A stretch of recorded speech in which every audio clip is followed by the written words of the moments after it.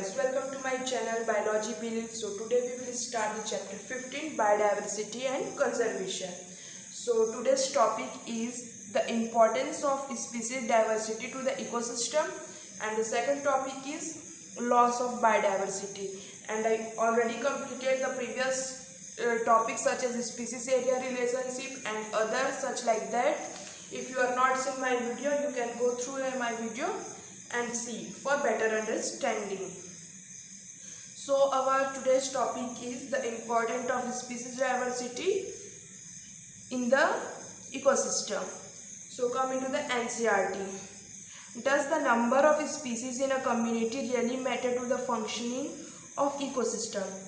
Means that इसमें ये बोला गया है कि एक स्पीसीज है वो रियली मैटर करता है इस इकोसिस्टम को फंक्शन करने के लिए, लेकिन this question for which ecologists have been able to give definite answer, but here the ecologists do not have any definite answer for that particular question, that species are functioning matter for the ecosystem. So for many decades ecologists believe that communities with more species generally tend to be more stable than those of less species. अब इसमें ये बोला गया है, ecologist है वो believe करते थे कि जहाँ पर जितने ज़्यादा स्पीसीज रहेंगे वो जगह ज़्यादा स्टेबल होगा rather than less species. What exactly stability for biological community. अब इसमें ये बोला गया है कि क्या है exactly stability of biological community. A stable community should not show too much variation in productivity from year two year. इसमें यह बोला गया है कि एक स्टेबल कम्युनिटी है वो ज़्यादा वेरिएशन शो नहीं करते हैं सालों सालों से. It must be either resistant or resistant to occasional disturbance, natural or man made. और जो बायोलॉजिकल या बायोडाइवर्सिटी है वो जनरली डिस्टर्ब होता है नेचुरल से लाइक डिजास्टर या फिर मैन मेड ह्यूमन एक्टिविटी से. And it must also be resistant to invasion by alien species. और जो फॉरेन स्पीसीज को इंट्रोड्यूस किया जाता है इंडिया में या फिर कहीं भी, तो वो ज़्यादा डिस्टर्ब करता है बायोडाइवर्सिटी को. For example carrot grass and water हैंसीथ.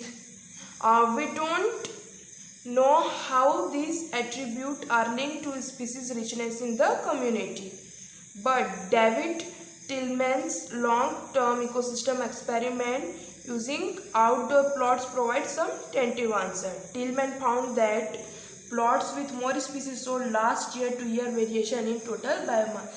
जो एक टिलमैन थे उन्होंने एक फाउंड किया कि जहाँ जितना ज़्यादा डाइवर्सिटी होगा वहाँ उतने ज़्यादा प्रोडक्टिविटी होगी, क्योंकि जितने ज़्यादा स्पीसीज होंगे डिफरेंट टाइप के एनिमल्स हो या प्लांट्स हो वहाँ हाई प्रोडक्टिविटी होगा, हाई रिसोर्सेज प्रेजेंट होंगे. Although we may not understand completely how species richness contribute to the well being of ecosystem. हम अभी तक अच्छे से नहीं समझ पा रहे हैं कि रियलाइज नहीं कर पा रहे हैं कि कितना इकोसिस्टम हमारे लिए इम्पॉर्टेंट है और कितना वेल बीइंग है. We know enough to realize that rich biodiversity is not only essential for ecosystem health but imperative for very survival for human race on this planet. जो रिच बायोडाइवर्सिटी है मतलब जितने से जितना ज़्यादा बायोडाइवर्सिटी है वो बस हमारे हेल्थ के लिए नहीं बल्कि हमारे अर्थ में जितने सर्वाइवल कर रहे हैं उनके लिए बेनिफिट है.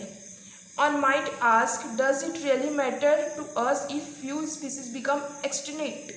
अब ये क्वेश्चन ये बोला गया है क्या थोड़े से स्पीसीज के एक्सटिंक्ट होने से क्या प्रॉब्लम है. Would western Ghat ecosystem be less functional if the one tree frogs species is lost for ever. अब इसमें यह बोला गया है कि वेस्टर्न घाट में जो एक वैरायटी का फ्रॉग था उसके लॉस्ट होने से क्या होगा. And how is our quality of life affected if say instead of 20,000 we have only 50,000 species of ants on earth.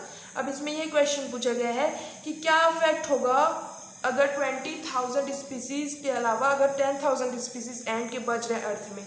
तो ये तीनों क्वेश्चन ये बोला गया है कि अगर एक स्पीसीज के एक्सटिंक्ट होने से क्या प्रॉब्लम है. हाँ, but there is some problem. अगर एक स्पीसीज एक्सटिंक्ट हो रहा है तो ये बायोडाइवर्सिटी इकोसिस्टम को डिस्ट्रॉय कर रहे हैं। और ये पैराग्राफ एक स्टोरी टाइप से है, तो मैं आप लोगों को न्यू टॉपिक पढ़ा रही हूँ, loss of biodiversity, which is very important for the exam. So while it is doubtful if any new species are being added through speciation and to the earth treasury of species, there is no doubt about their continuing losses. अब इसमें यह बोला गया है कि अगर एक species के नए आ जाने से या किसी स्पीसीज के लॉस्ट हो जाने से क्या प्रॉब्लम है, but the biological wealth of our planet has been declining rapidly and accusing finger it clearing pointing to the human activities. जो bio wealth means the presence of plants and animals का extinct होने का सबसे बड़ा कारण है human activities. The colonization of tropical Pacific island by human is said to lead extinction more than 20,000 species of native birds. But tropical Pacific island में 2000 species से भी ज़्यादा नेटिव बर्ड एक्सटिंक्ट हो गए हैं. The IUCN red list 2004 document the extinction of 784 species including 338 vertebrate, 359 invertebrate and 87 plants. अगर आप लोगों को पता होगा IUCN का full form, so you can give in the comment section also. So इसमें यह बोला गया है कि जो 784 स्पीसीज 2004 में एक्सटिंक्ट हो गए, उसमें से 338 वर्टेब्रेट्स थे, 359 इनवर्टेब्रेट्स थे और 87 प्लांट्स थे in last 500 years. And some example of recent extinction include dodo, means इसमें जो स्पीसीज हैं जैसे डोडो, क्वागा, थैसलिन, स्टेलर सी काऊ या 3 सब स्पीसीज ऑफ टाइगर्स जो एक्सटिंक्ट हो गए. और ये बहुत इंपॉर्टेंट एग्जाम के लिए जनरली पूछा जाता है कि कौन से स्पीसीज कहाँ थे और कहाँ से वो एक्सटिंक्ट हुए. तो जैसे डोडो मॉरिशस में था, quagga Africa, thylacine Australia and Steller sea cow Russia में.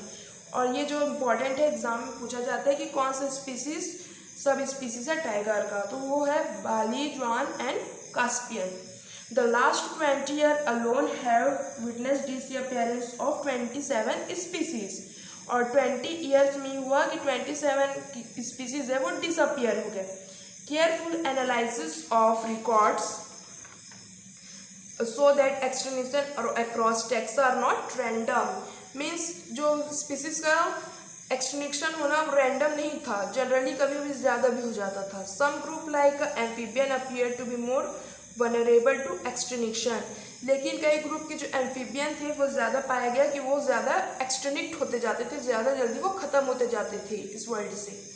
Adding to the grim scenario of extinction is fact that more than 50,500 species of world wide are facing threat extinction. अब इसमें यह बोला गया है कि 15,500 स्पीसीज का एक्सटिंक्ट हो जाना, उसमें था 12% of all bird species, 12% bird species का एक्सटिंक्ट हो जाना, 23% of mammal species, 32% of all amphibian species and 31% of all gymnosperm species in the world face to threat extinction. और ये बहुत इंपॉर्टेंट है, जैसे कि आप ये डेटा को याद कर सकते हो. जैसे 12% बर्ड का है, 23% मैमल का है, 32% ऑल एम्फीबियन का है, 31% ऑफ ऑल जिम्नोस्पर्म का है जो वर्ल्ड से एक्सटिंक्ट हो गया. तो guys I hope you understand this topic and thanks for watching.